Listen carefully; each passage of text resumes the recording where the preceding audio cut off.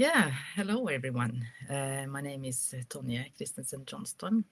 I'm a textile designer and I work as a senior lecturer in textile design at the Swedish School of Textiles in Borås, Sweden.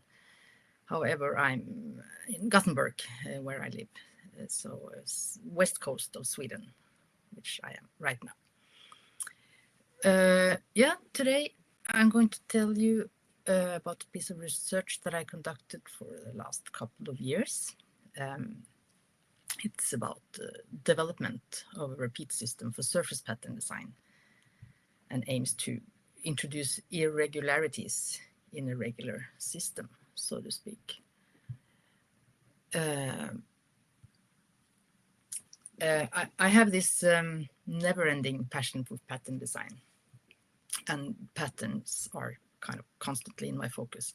I see patterns everywhere. I can look out of the window and you will probably see a building which has a pattern of brickwork. If it's a large building with many windows, these two will kind of form themselves into a pattern.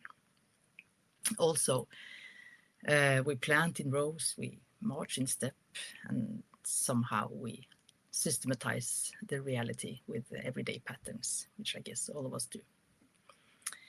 So there is something about the repetition that interests me a lot, and the huge possibilities that exist in the simplest pattern structure have always engaged me. So obviously, this was the basis for this project. In pattern design, pattern designers often try to hide the joints between the repeats to create this smooth, like endless look. For instance, the Liberty pattern to the left shows this classic synchronized mirrored repeat. On the other hand, Maya Luokari's Marimekko pattern kind of displays this half-drop repeat, which is somehow nearly a standard in terms of repetition systems in textile design. But sometimes the joints are also meant to play a leading role, for instance, by placing the motifs boldly across the fabric's width, as seen in Elsa Chatin's pattern Tinnitus. It all depends on what kind of expression you're looking for. And a well-composed pattern usually has a pleasing rhythm to it, along with just enough complexity to keep things interesting. And the best patterns allure you. They make you think, notice details, and maybe even be puzzled about it. So great patterns required a second or maybe a third look. They reveal something new over time. They might be crisp and clear up close, but look totally different from afar. And that keeps them from feeling too predictable or boring.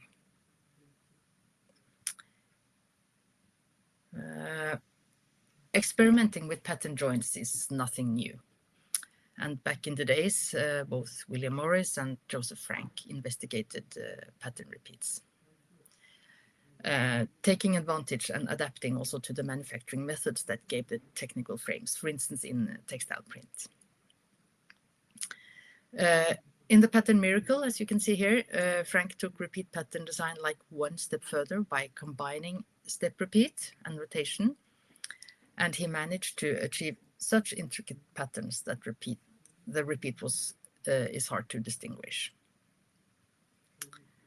And the more recent example should be the Timorous Beasties, which have this unconventional approach to repeat patterns, believing that a well-designed surface should flow smoothly and hide the joints between the repeats. That said, how the pattern is used usually depends on the surface and its purpose. For instance, here in their design Omni Drips, it's inspired by traditional damask patterns, having this modern twist. However, this wallpaper is printed railroad, as we can call it, meaning that the wallpaper is hung horizontally instead of this usually vertical direction. This layout makes it easier to adjust the design to fit the height of the wall more precisely. Sorry, I'm just going to shut up the sun a little bit.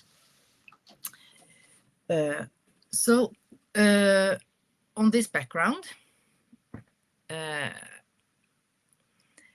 I am deeply fascinated by the emotional and spatial effects that come from repeating patterns. And I use that interest to explore the creative possibilities within simple repeat structures. And this curiosity is kind of the heart of my research, especially when it comes to rethinking and evolving traditional repeat methods. My main goal is to develop an alternative approach that introduces a sense of irregularity within otherwise irregular system. As a textile design teacher, I've noticed that students often stick to the block repeat or the step repeat, sometimes called, probably because it's familiar or feels easier to manage. So part of this work is also about expanding how we teach pattern design and using repeat rhythms as a tool to inspire new ways of creating pattern composition. Simply put, the multidirectional repetition means that the pattern can repeat in all directions, sideways, upside down, and vertically. The design is created so that each pattern unit connects in more ways than in traditional repeats. Where the units meet, there's a kind of passage or channel, like a flexible or tolerant area in the joints that allows the pattern's element to come together more closely and fluidly. So obviously I would like to show you a little bit of my work. My first try was just with humble pen and gridded paper. And I started off with very simple motif, these 4 eels or fish swimming freely.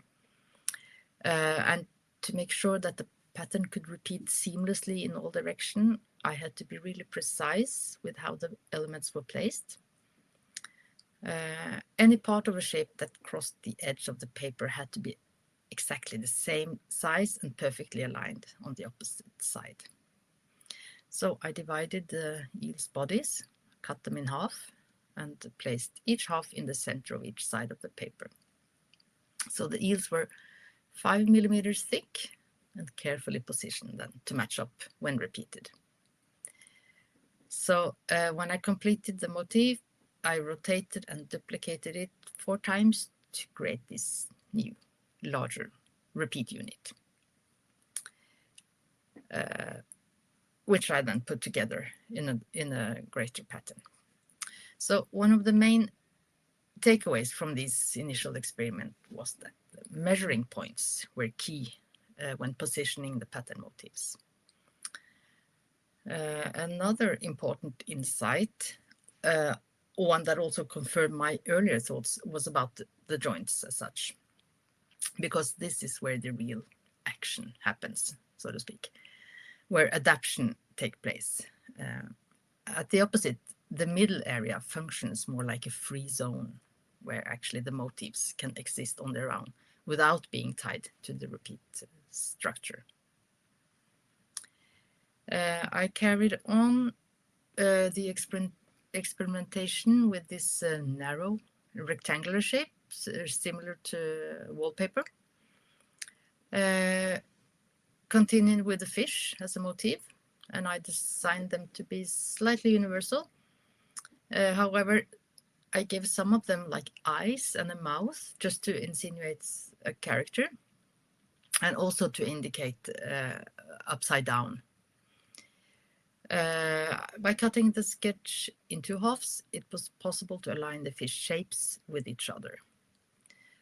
And also the fixed dimension allowed the design to be step repeated vertically as well as in an upside down arrangement. And then I tried out every possible way in terms of repeating.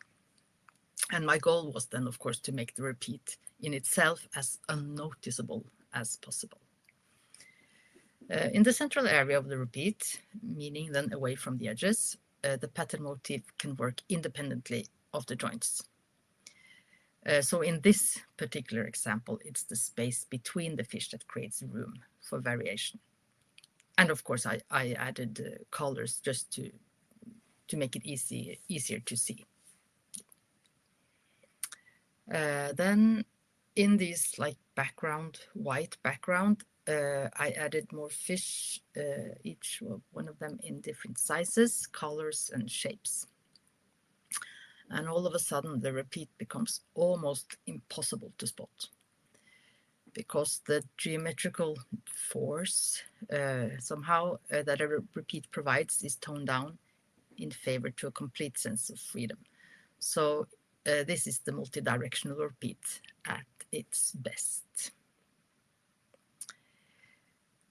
Yes, as I mentioned, since I teach surface pattern design, I set out to explore how a multidirectional pattern repetition could be brought into teaching by running a workshop with textile design students.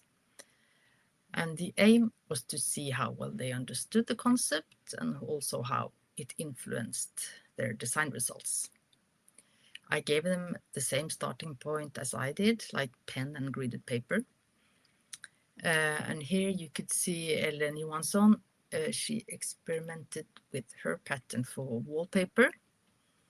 And if you can see, you could keep an eye on the red crown. It's kind of cut in half, but it's the easiest element to see. And this, by changing how she places the designs, they will give you a certain different expression. I have another student, Kristina Breitholtz. She was very intrigued by the potential of using multidirectional repeats, and she continued to investigate this in her degree work. She worked with the theme with storytelling and conversational patterns, using the narrative qualities in combination then with the multidirectional repeats. And she decided to use a triangular shape instead of the conventional square repeat format that is kind of always, we use always this format. And she placed the triangular shape put together in a hexagon, and she tried out different ways of placing the lines, meaning that she could experiment with different expressions. In her work then, she worked with visual layers in the pattern. She experimented with background, textures, and motifs. And simultaneously, obviously, then she tested the repeat to make sure that the distinction between the layers and the edges of the repeat were working. She reworked the unit, of course, then to hide the edges, and finally put it into a repeated pattern. And on the right-hand side, you can see the full pattern displayed using the multi-directional repeat system based on the triangular repeat unit. Breitholtz created a strong visual flow where all the individual elements come together seamlessly. She carefully studied how the motifs interacted in the repetition to achieve the right expression and rhythm. The pattern was built in layers, grapes, dancing footprints. She had a ball of yarn and a key, each with its own distinct expressive qualities through variations in opacity, color, and scale. And by using different repeat systems for each layer, she managed to create a kind of hidden repeat effect. The second pattern in her collection was called Pacifies Lover. And here you can see on the left side how the pattern may be repeated in several places, depending on the expression. She printed her entire collection digitally, obviously, then on linen. So here you can see the kind of results away from the computer. Yes. conclusion then. The goal with the project was to develop an alternative approach that introduces irregularity in a regular system, making the most of the variation that a repetition can offer. A visual expression. The method, I don't claim it's to be entirely new or groundbreaking. However, the strength lies in how it challenges or sometimes even outmaneuvers a rigid repeat system. It's also a great way to bring movement into a pattern, to create vibrant surfaces or to design motifs with a striking visual impact. And the method works especially well when a pattern has multiple visual layers. For instance, in Breitholt's patterns, like a small repeating background pattern combined with a larger motif in the foreground. But above all, it's an exciting and enjoyable and great fun challenge for any textile designer. Yeah, and the format, like Breitholt's work demonstrates, alternative repeat formats can be used, such as geometric shapes like polygons, parallelograms, rhombuses, or even more irregular forms. Another potential direction is to incorporate digital tools like Blender or processing to explore coding-based pattern design. Develop research in pattern design. The main contribution of this work is the development of repeated pattern design, specifically how to bring more variety into the pattern by experimenting with different types of joints. It also offers deeper insight into the field of surface pattern design, shining a light on an area that's often overlooked in design research. So through this project, my aim is to raise the status of surface patterns and also to highlight the value of skilled pattern design and challenge the way patterns are perceived. The ability to create a seamless, well-crafted repeat is a core part of the textile design profession, and it should be recognized as a strong, essential, and highly specialized skill. The relevance. So why is this worth exploring further? While much of the existing textile design research focus on material innovation and responsive or transformative textiles, this work opens up new ways of thinking, specifically about surface pattern design, and more precisely about how we use pattern repeats. And my hope is that it will help move the field forward by emphasizing the value of designing surface patterns and the influence they have on both the creative process and the final outcome. Surface patterns shouldn't be underestimated. Their visual and emotional impact can be powerful, even magical, and they deserve more attention and appreciation within design research. Yeah, so the work isn't just about pattern techniques, it's about changing how we think about surface pattern design as a serious visual form of research that serves a central place in design education and discourse. Yeah, thank you for listening. Thank you very much. Yes, thanks, Tonje. Beautiful examples there. I really love the repetition and the way that you're twisting those repetitions. Really, really fascinating. Kind of remind me of things like polyrhythm in music, and the kind of multi-dimensionality of timbre in sound. Have you had many sort of interdisciplinary discussions across the different domains to see if there are inspirations you could take from the?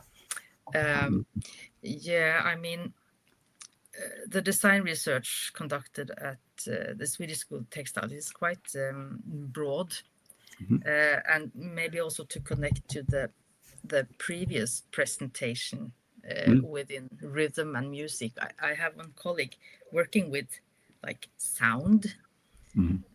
So yeah, definitely we're having discussions about. I mean, there are so many similarities between composition, both music and patterns, and it's all about flow, harmony, rhythm. So yeah, for sure. I mean, as for now, I've been kind of more like into the visual part, but definitely I'm open to I don't know, embrace other fields as well, since the connection points are quite close. Yeah, I suppose surface pattern design, we do think of it as two-dimensional often, but here I feel like you're manipulating more than 2 dimensions, and so the outcome just seems so rich. Yeah, fascinating. Are there questions in Berlin or online? Let me check. We are a little over time, but could have time for one if there is one.